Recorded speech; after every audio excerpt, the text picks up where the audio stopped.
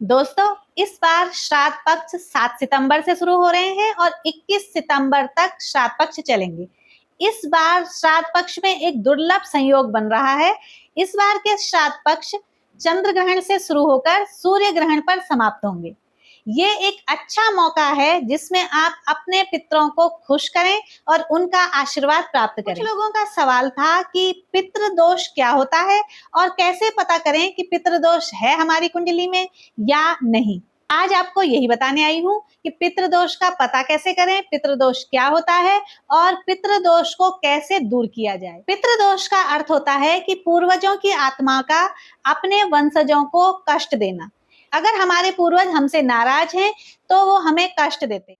पितृदोष लगने के बहुत से कारण होते हैं, जैसे कि पितरों का श्राद्ध न करना, पितरों को तर्पण न देना, या फिर किसी व्यक्ति की कुंडली में अगर सूर्य, राहु, केतु या शनि जैसे किसी हानिकारक ग्रह से पीड़ित है तब भी पितृदोष लगता है। सांप को मारने से भी पितृदोष लगता है। फल लगे हुए पेड़ों को काटने से या फिर पीपल, नीम और बरगद के पेड़ को काटने से भी पितृदोष लगता है।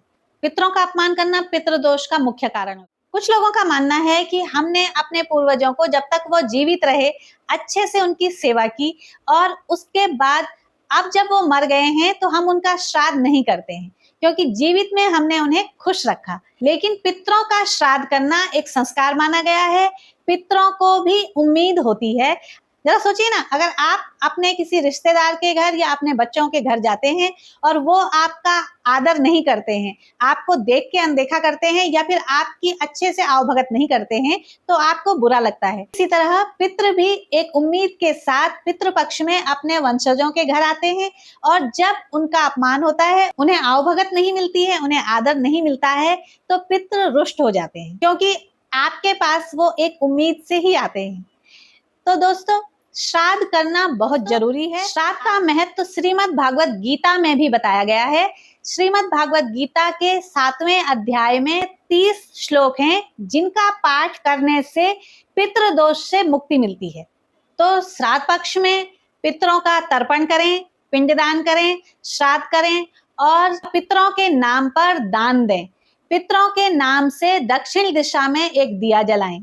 जब भी घर में कोई शुभ काम हो तो पितरों को भोग लगाएं। वास्तु के अनुसार अपने घर में पितरों की तस्वीर साउथ या दक्षिण या साउथ वेस्ट, दक्षिण पश्चिम दिशा में लगानी चाहिए।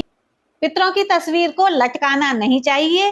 किसी स्टैंड में या टेबल के ऊपर आप पितरों की तस्वीर को रखिए और पितरों को उचित सम्मान दीजिए। ऐसा करने से पितृ खुश होते हैं और आपको आशीर्वाद देकर जाते हैं।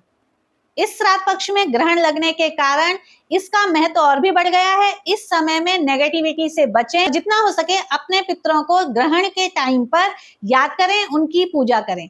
ऐसा करने से पितृ प्रसन्न होते हैं। पितृ दोष से मुक्ति के लिए अमावस्या के दिन श्राद्ध और तर्पण करने के बाद दक्षिण दिशा की ओर मुंह करके पितरों का स्मरण कीजिए और उन्हें जल चढ़ाइए। पीपल के पेड़ पर जल और काले तिल अर्पण कीजिए। घर में कपूर जलाइए और गाय और कौओं को भोजन कराइए। पितृपक्ष में ब्राह्मणों को दान देना शुभ माना जाता है, तो अपनी इच्छा अनुसार ब्राह्मणों को दान दीजिए, भोजन करवाइए।